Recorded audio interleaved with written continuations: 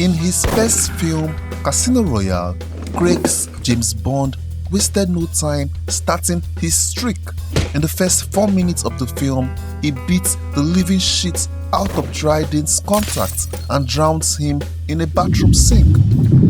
Unfortunately for the guy, he did not die, so Bond made sure by shooting him. Just 20 seconds later, he confronts MI6 Section Chief Dryden in his office and coolly shoots him with a silenced pistol. This is Bond's first mission and he is on a roll. Completing these 2 hits also earns him his 00 status. Bond then chases the bomb maker Moonraker all the way to his country's embassy and shoots him dead.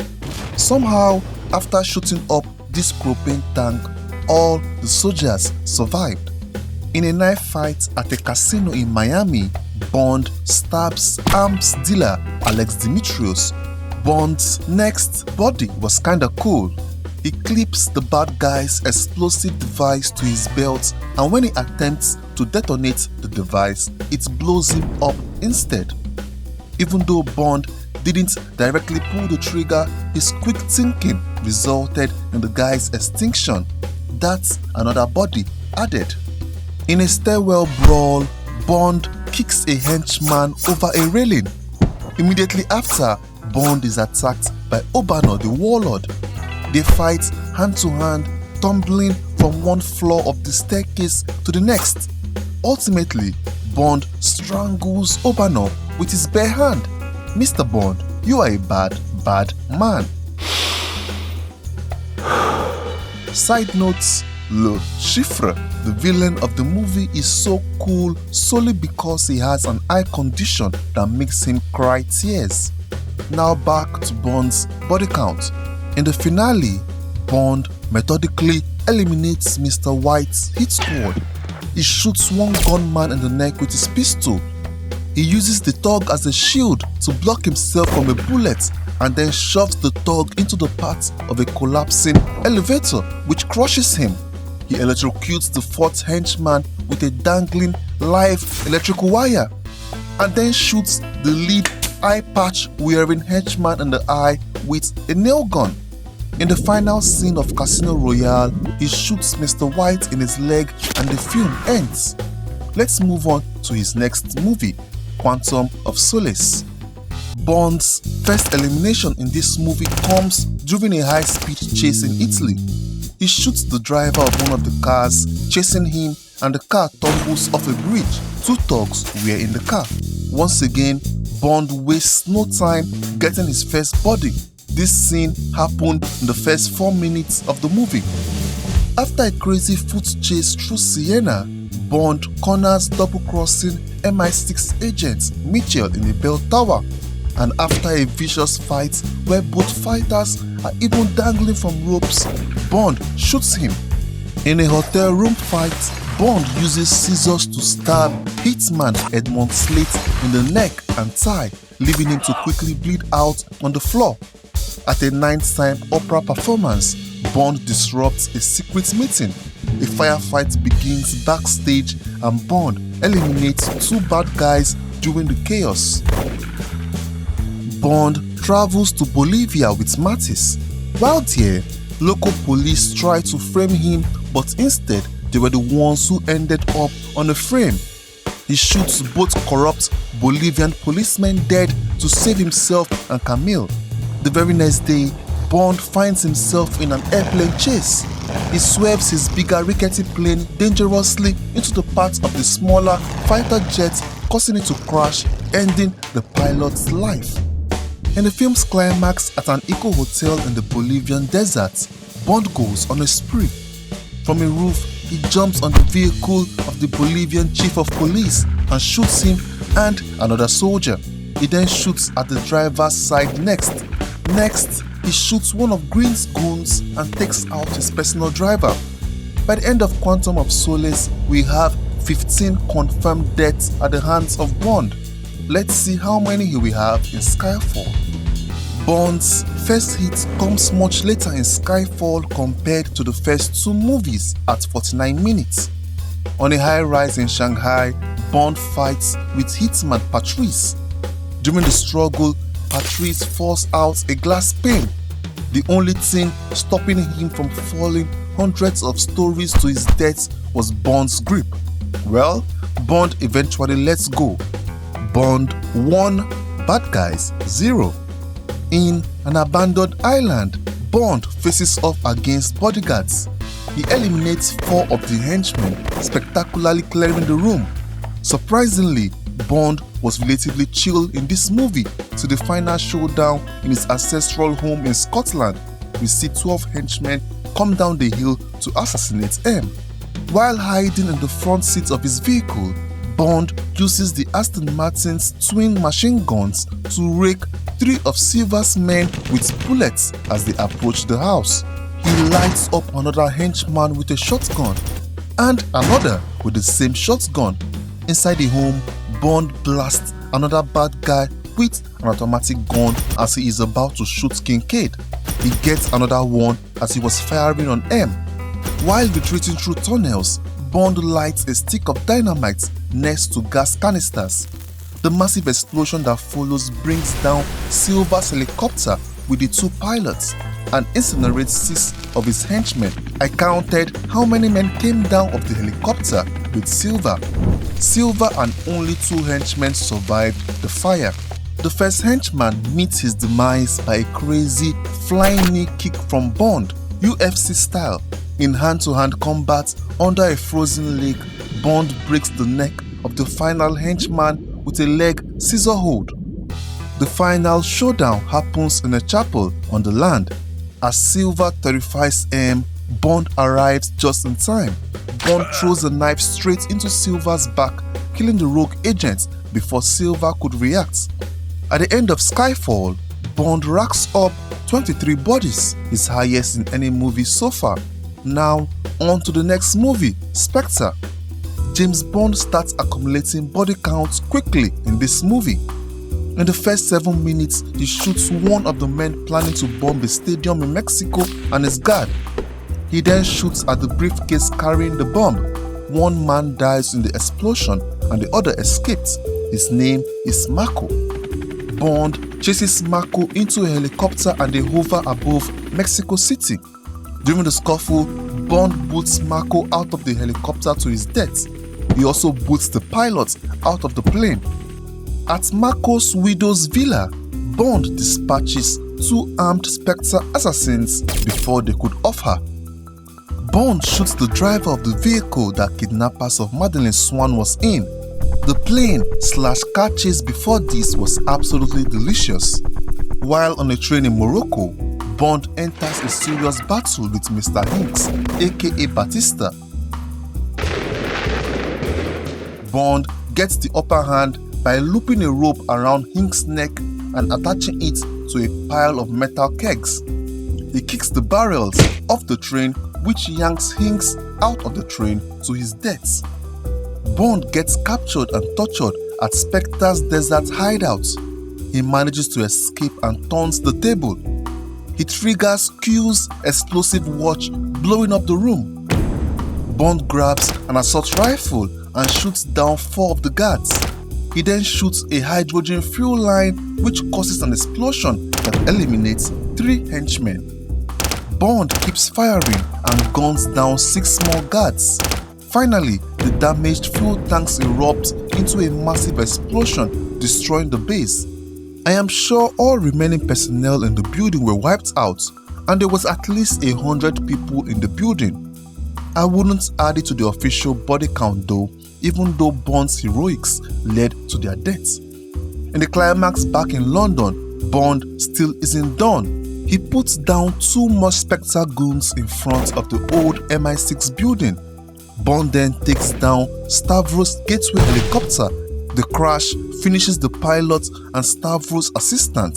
Stavro survived the crash though. Bond chooses not to execute Stavro, who is arrested instead. At the end of Spectre, Bond has officially eliminated 26 bad guys. We are not counting the personnel in the villain headquarters. Now, on to the last movie as Daniel Craig's time as Bond, No Time to Die. Craig's final time as Bond goes out with a bang. After getting ambushed by Safin's thugs, Bond gets into a thrilling car chase in his Aston Martin DB5. His car even gets littered up. He activates the DB5's gadget guns and guns down 7 attackers with the front-mounted machine guns. After crashing a Spectre party, Bond and CIA agent Paloma battle dozens of Spectre agents. Bond shoots one guard, then another one on the way out of the door. He shoots 2 more on a balcony, then 2 more while struggling for a gun with a guard. On his way out of the building, he lights up 2 more guards in separate balconies and another one down the street. The next time Bond gets busy is in Norway. During a chase in Norway, Bond gets personal revenge on treacherous CIA agent Logan Ash. But first, using a high-powered shotgun, he stops a vehicle and shoots the driver. He sets a trap using high-tension ropes and then shoots the rider of a bike that gets caught in it. Now back to the treacherous CIA agent Logan. By a stroke of luck for Bond, Logan's car gets caught by a tree trunk and overturns. With Logan injured, Bond pushes the car onto Logan, crushing him to death.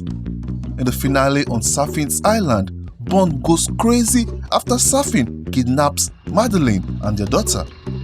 While pretending to apologize to Safin, he sneaks out a gun he hid in his pants and shoots 2 guards behind him. After making sure his babe and child are okay, Bond goes into berserk mode. He shoots 2 of the guards at the chemical plant entrance, then another one deeper into the facility. While moving stealthily through the land, Bond guns down henchmen. Using explosives, he blows up 6 more guards by detonating charges in the room. He shoots another guard, James Bond style. In a gunfight, while going up the stairs, Bond eliminates 13 more guards in this sequence. I paused and counted. Using an EMP in his Omega watch, Bond detonates the cybernetic eye of the lead guard, killing the one-eyed assassin. Bond's final execution is the man who took everything from him. After the struggle, Bond empties his pistol into Safin, shooting the villain and ending him. In the end, Daniel Craig's Bond tally is 49 in his final movie and a total of 126 at his time as 007. Let's see what the other Bonds will get. Moving on to Pierce Brosnan. Brosnan's debut, GoldenEye, happens at the end of the Cold War. In the pre-title sequence, Bond infiltrates a Soviet dam. He is not alone. He has 006 with him. When the alarm sounds, Bond goes into full Rambo mode. He guns down at least 9 soldiers with his AK-47. I played the video in 0.5 speed and counted. As Bond tries to make his escape via a plane, he shoots a soldier on a bike while struggling with the pilots. That's body number 10. The detonations he sets also blows up the facility. I counted the number of soldiers running towards him. They were around 31. But since I didn't see them die in the explosions, I wouldn't add it to the official count. Also, this is the craziest way I have ever seen someone jump into a plane. Brosnan's Bond is loco. James is back in Russia again. Bond later exchanges heavy fire with General Orumov's troops in a bunker. He guns down 11 guards with a machine gun while escaping. Not gonna lie, Pierce's Bond is cool as fuck. Look at him riding a big-ass tank on the streets. I can't call this a car chase anymore. This is a tank chase. And how did this guy survive getting crushed? He must have a praying mother. The car chase ends up on a train where Bond shoots the general. He dies instantly. What is it about James Bond that makes every woman want him, even when he isn't trying? Now James is in the Cuban jungle. He gets ambushed by Xenia, the assassin who enjoys crushing men with her thighs. Bond smartly shoots down the helicopter airlifting her, causing Xenia to be yanked by a cable, killing her. The climax happens in the building under a giant satellite dish. Bond shoots 2 soldiers dead. The final fight happens on a suspended platform on the satellite antenna.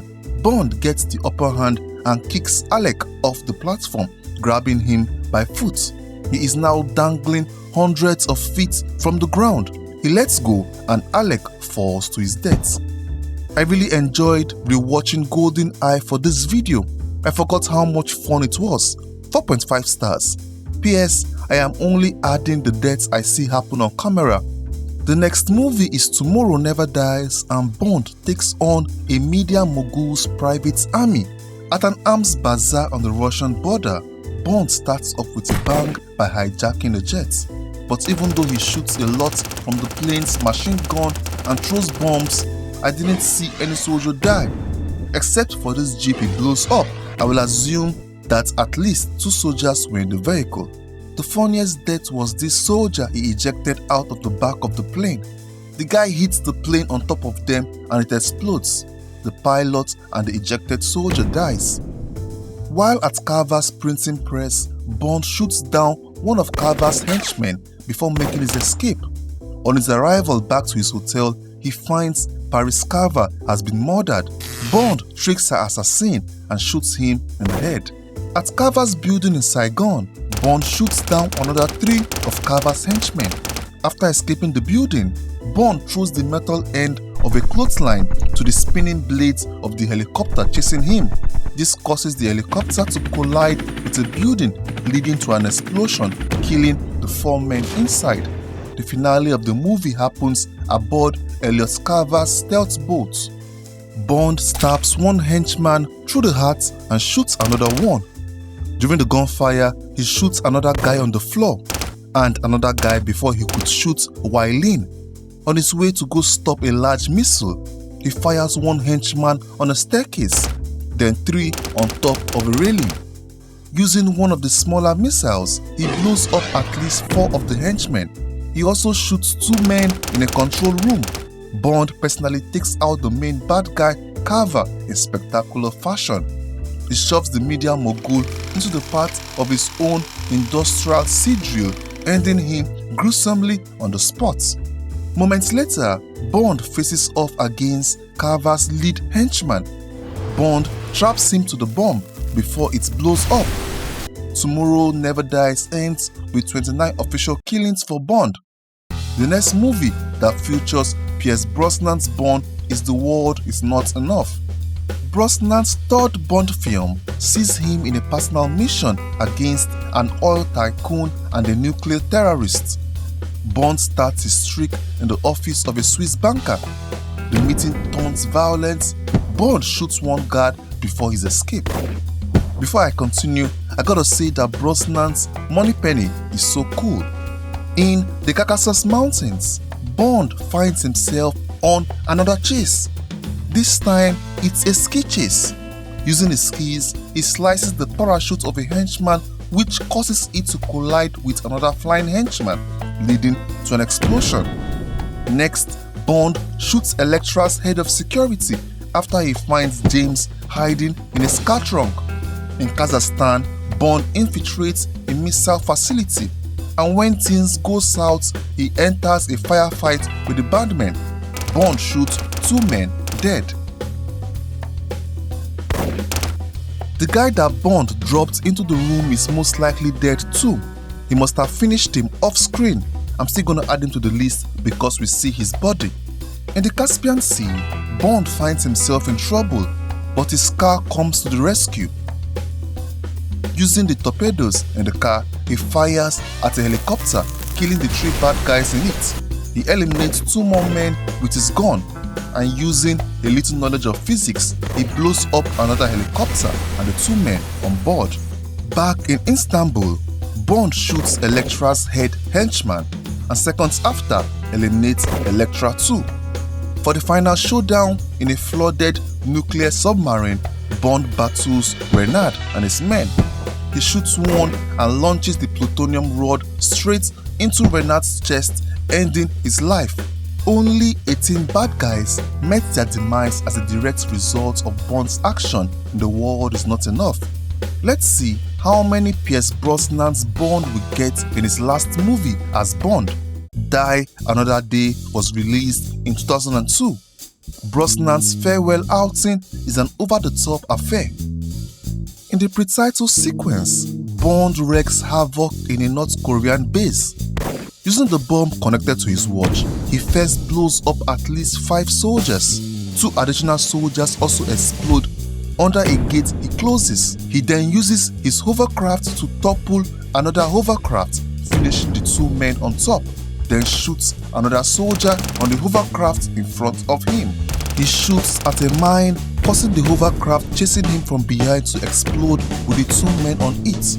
Shooting through the window of the much bigger hovercraft, he eliminates the driver.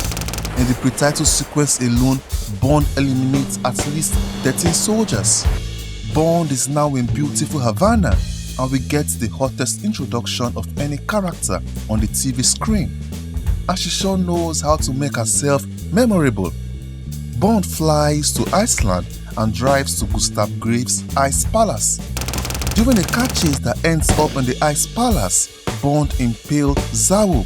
By the way, these 2 riders are most likely dead. The finale happens aboard Graves' cargo plane.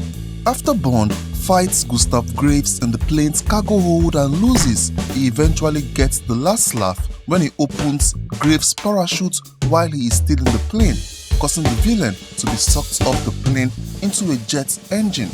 He sure had an explosive end. Brosnan's Bond goes out on a high note in Die Another Day, putting his overall count at 90. Let's move on to the next Bond on the list, Timothy Dalton. His first film is The Living Daylights in 1987. Dalton's first Bond adventure involves defectors and arms dealers. During an MI6 training exercise gone wrong, Bond's colleague is killed by an imposter. The chase ends when Bond throws the imposter over a cliff with a bunch of lit explosives and escapes with a parachute. The vehicle explodes with the bad guy. Dalton's Bond was relatively calm for at least 95% of the movie. He did not add to his streak till he gets to Afghanistan at the finale of the movie. On a cargo plane, Bond fights with Koskov's henchman. The fight ends with Bond cutting off his bootstrap the henchman was holding on, and the henchman plummets to his death thousands of feet below. From the plane, he also throws a bomb to a bridge. 1 driver got caught in the explosion. Finally, Bond also defeats the villain, General Whittaker in Tangier. He sets off a rigged explosion that crushes Whittaker. By the end of The Living Daylights, Bond eliminates 4 people, the smallest body count in any Bond movie so far. He doesn't even use a gun once. Timothy Dalton acts as Bond in just 2 movies. His next and final movie is License to Kill. In License to Kill, Bond goes rogue to avenge his friend who got fed to a shark by the drug lord Sanchez. Bond infiltrates Sanchez's marine warehouse. He traps one of the guards in a maggot-filled compression chamber and cranks up the pressure. The man will definitely suffocate horribly. Moments later, Bond electrocutes another guard by dragging him into an electric eel tank. Bond then confronts the traitorous DEA agent Skilifa over a shark tank. There's $2 million in that suitcase. Bond throws the suitcase at Skilifa, knocking him into the tank, and it becomes shark food. Another one of Bond's friends gets murdered too. In anger, he shoots one of Milton Crest's goons through the heart with a spear gun. During his aerial escape, Bond causes one of Sanchez's pilots to fall out of a plane mid-air. In a seedy barrel-head bar, Bond fights with Sanchez's men. He shoots one of the thugs on his way out, adding another body to his count. In Sanchez's drug lab, Bond gets recognized by Dario, and a fight breaks out. During the fight, Bond drags Dario on a conveyor belt, and he is pulled into a giant cocaine shredder, where he is shredded to pieces. In a climatic highway chase, Bond uses the environment to fight Sanchez's men.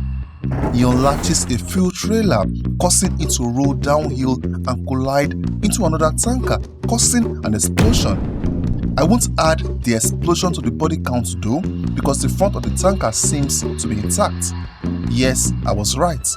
He then creates a fire trap by opening up a fuel tanker.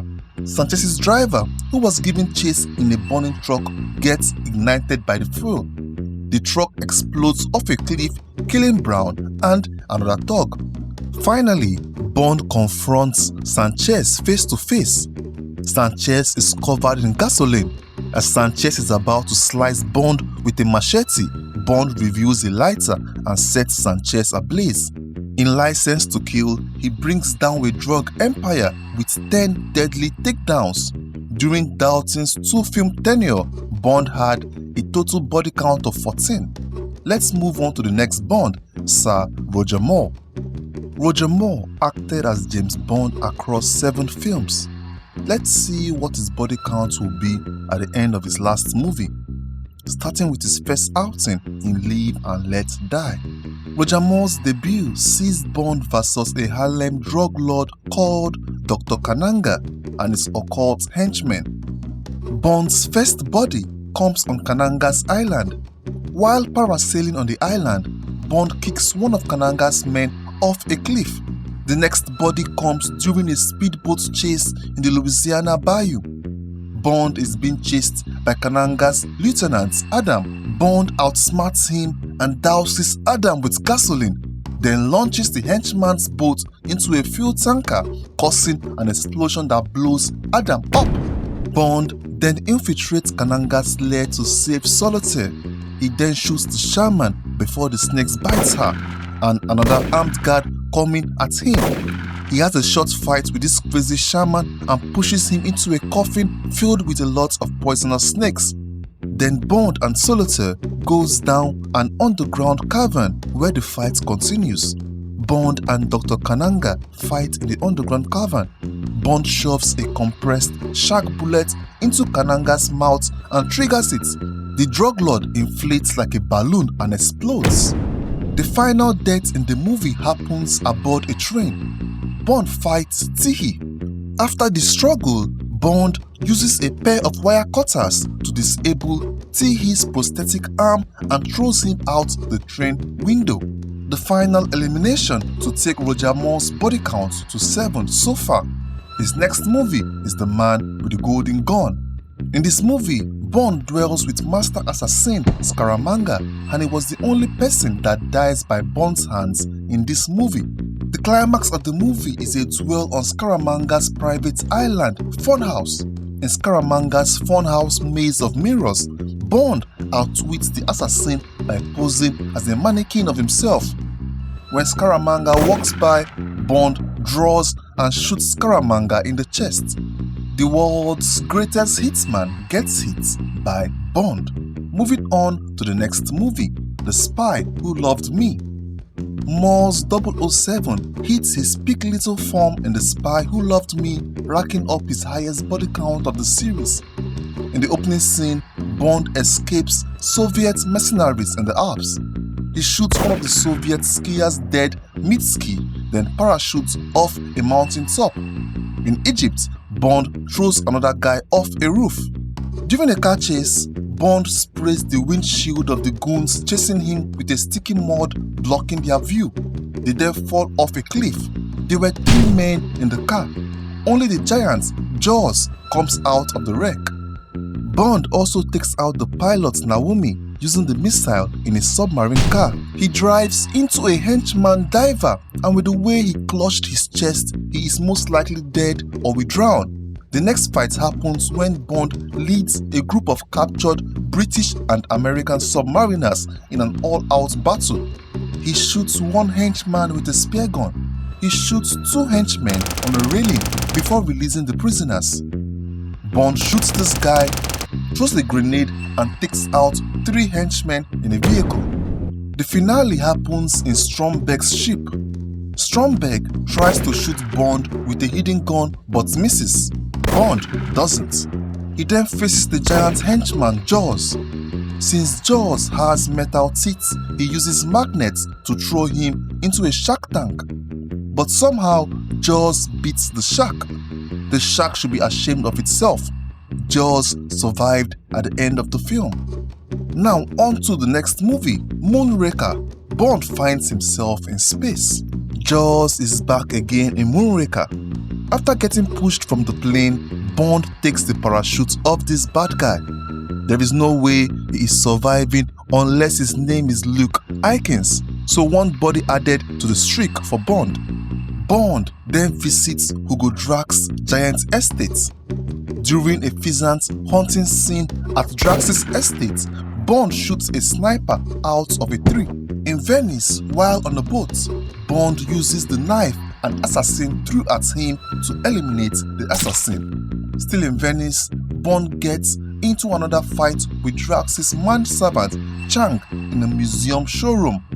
Bond pushes him through a glass window and he falls floors below and crashes through a piano, quite dead. Bond is now in the Amazon rainforest and he is immediately chased by Hugo Drax's guard. Using mines from his boat, he explodes 3 guards, then explodes another 3 with torpedoes. The grand finale is a space battle. US Marines and Drax's forces battle with laser guns aboard the space station. Bond chases after Hugo Drax and shoots him with a cyanide-tipped dart. Bond then ejects the villain into space. At the end of the hilarious space sequence of Moonraker, Morse Bond eliminates 11 people. His next movie is For Your Eyes Only. In the pre-title sequence, Bond dispatches a wheelchair-bound Batman by lifting him up with a helicopter and dropping him down a chimney. While saving Melina, Bond hits a biker with a security barrier that sends him flying into a glass window. Next, Bond infiltrates Christatos' warehouse. He shoots one henchman while getting in, then another. He blows up the next one with a hand grenade and then corners Locke, whose car was dangling off a cliff. He kicks the car of the henchman, sending him to his death. In an underwater scene, Bond attaches a bomb to a diver in a ginormous diving suit. 60 seconds after, the bomb explodes. His next body comes while climbing the top of a steep mountain top. He throws a knife at the henchman trying to remove his climbing hooks. The final showdown is in a monastery in the mountaintop hideout. Bond pushes the head henchman and he falls out of the window to his death. For Your Eyes Only ends with 9 eliminations for Bond. Moore's next movie is Octopussy, released in 1983. In Octopussy, Bond thwarts a nuclear plot and a jewel smuggling scheme. Bond starts his streak in India. When assassins attack Bond in his tuk-tuk, he fights back alongside Vijay. After getting off the tuk-tuk, the fight continues on the street. He throws a henchman on a spiked bed, impaling him before escaping back on the tuk-tuk. The next goon's death is death by Octopussy. During a scuffle in the water, only Bond comes out, so I assume the goon drowned. Bond also adds another body to his streak with this headshot. He then shoots this soldier and the next. While escaping, he gets cornered by one of the twin assassins. Bond had eliminated his brother earlier in the movie with a cannon's barrel. This twin also meets his end at the hands of Bond. Towards the end of the movie, Bond comes in to save Octopussy in a hot air balloon. He shoots one henchman and another. With a machine gun, he mows down 3 more guards. This guy he kicked in the chest must be dead because he did not stand up. The climax of the movie happens on Kamal Khan's plane. Khan's death is a direct result of Bond's action, so I will add him to the streak too. He pushed the rear flap of the plane, causing it to nosedive downwards. Bond then jumps out of the plane with Octopussy just before it crashes and explodes. Bond finishes Octopussy with a body count of 16. Now for Roger Moore's final movie.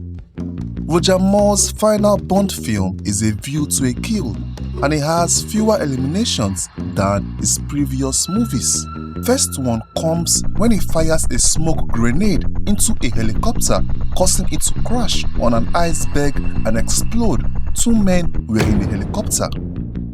The grand finale of the movie happens on Zorin's airship.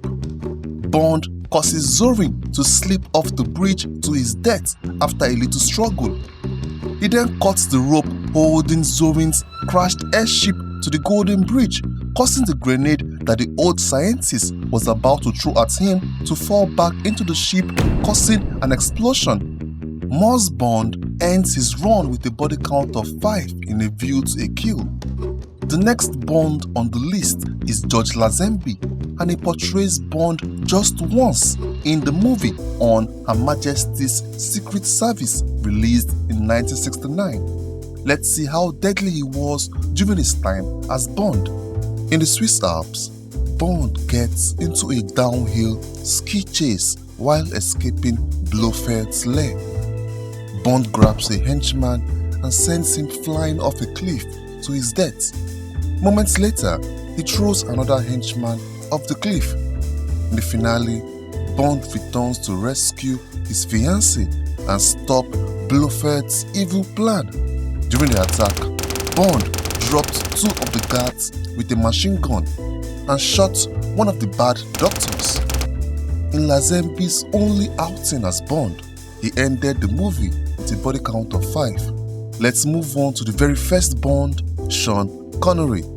Dr. No is the very first film in the Bond franchise. Bond's first elimination in the franchise happens 58 minutes into the movie. He sets a trap in Miss Starrow's bungalow for Dr. No's agent, Professor Dent. When Dent empties his gun into what he thinks is Bond's body in bed, Bond then shoots him twice, eliminating him, and the streak begins. On the island Crab Key, Bond stabs a guard from behind before he exposes their location. Bond is later captured on the island. After his escape through a tunnel, he strangles an evil scientist. Bond then wears his uniform to infiltrate the lab. In the climax, Bond and Dr. No fight. Bond knocks the doctor off the platform into radioactive water, ending his life. Connery's Bond inaugurates the series with 4 eliminations in Dr. No. The next movie in the franchise is From Russia with Love. Bond faces Spectre in this thriller. His first elimination starts when Bond gets caught in a raid at a gypsy camp launched by Kirilenko's men. During the chaos, Bond shoots 5 men. Bond continues his streak when he eliminates Spectre agent Red Grant, who was posing as Captain Nash on the Orient Express. After a tense showdown in Bond's train cabin, Bond uses Q's gadget briefcase to distract Grant with a tear gas. In the fight that follows, Bond finally strangles Grant to death with Grant's own garrote watch in close quarters. In a sequence that inspired later films, Bond is chased by a Spectre henchman in a helicopter. Bond shoots the helicopter's co-pilot, which causes him to drop the grenade in his hand, causing an explosion. In From Russia with Love, Bond has a body count of 8. In the next movie, Goldfinger, released in 1964, Bond takes on Auric Goldfinger and his henchman Oddjob. Bond's pre-title mission finds him blowing up a Latin American drug lab. He plants plastic explosives and destroys the facility in a ball of fire. In the opening fight, he also electrocutes a henchman in a bathtub by tossing in a live lamp. At Goldfinger's Auric Enterprises, Bond knocks out a guard and evades the order using his Aston Martin's gadgets. There were 4 men in the exploding vehicle. He later stops and shoots a guard. He then ejects this guard violently out of his vehicle. At a climatic fight in the Fort Knox vault, Bond fights the very tough Oddjob. In the end, Bond wins by electrocuting him. I wouldn't add Goldfinger himself to Bond's streak cause he shot the plane windows himself and got sucked out, so that will leave Bond's body count at 8 in this movie. Sean Connery's next outing as Bond is in Thunderball. Thunderball ups the scale with underwater battles. The pre-title mission is Bond confronting Colonel Bouvard, a Spectre agent who faked his own death and dressed as his widow. Bond breaks Bouvard's neck in a hand-to-hand brawl at Bouvard's chateau. The next time Bond gets busy is after the hour mark. He shoots 2 henchmen at the home of Largo, Spectre's number 2. He stabs another henchman under a swimming pool. The next elimination comes when Bond uses Fiona as a shield and she gets shot by her men. Since her death was caused by a direct action of Bond, I will add her to the body count. This next body though, there is no confusion. Bond spears henchman Vargas with a spear gun on the beach. The next important scene is the underwater battle. But before this scene, Bond had drowned 1 henchman. During the battle, it happens a henchman drowns 2. He explodes 3 more with a grenade. He stabs another henchman shortly after, drowns the next, stabs another in the eyes. Damn, Bond is on a mean streak. He stabs another henchman and happens another. So far, this is the deadliest Sean Connery's Bond has been with a body count of 18. Let's see if he will beat that in You Only Live Twice, released in 1967. Bond heads over to Japan in this film.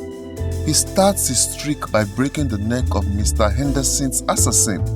He then infiltrates Osato Chemicals, and on his way out, he shoots a guard. After escaping Osato Chemicals, Bond and Aki are chased at the docks. Bond shoots a henchman with his pistol, and another. Bond continues piling on the body count.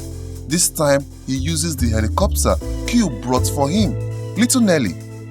Using Nelly's gadgets, Bond shoots down all 4 enemy helicopters. He burns the first one with flamethrowers, blows up another with aerial mines, uses rockets on another, and explodes the last helicopter with missiles. Look at the crazy way an assassin tried to get Bond. Bond shot him still. He also eliminated another assassin that tried to finish him during training. The grand finale happens in Blofeld's volcano lair. Bond uses a cigarette gun to eliminate a technician. He shoots a guard, explodes 2 using a grenade, shoots another, knifes the next. He then fights Blofeld's personal henchman. He wins and throws him into a deadly pool of piranhas. Finally, he blows up Spectre's evil spaceship, eliminating the 2 astronauts on board. By my count, Sean's Bond finishes the movie with a body count of 20, his highest of the series so far. I didn't add 1 henchman because I can't imagine this hit finishing him off. What do you guys think? Bond hits him on the back. Okay, now to the final movie in the series, Connery's official farewell, Diamonds Are Forever, released in 1971.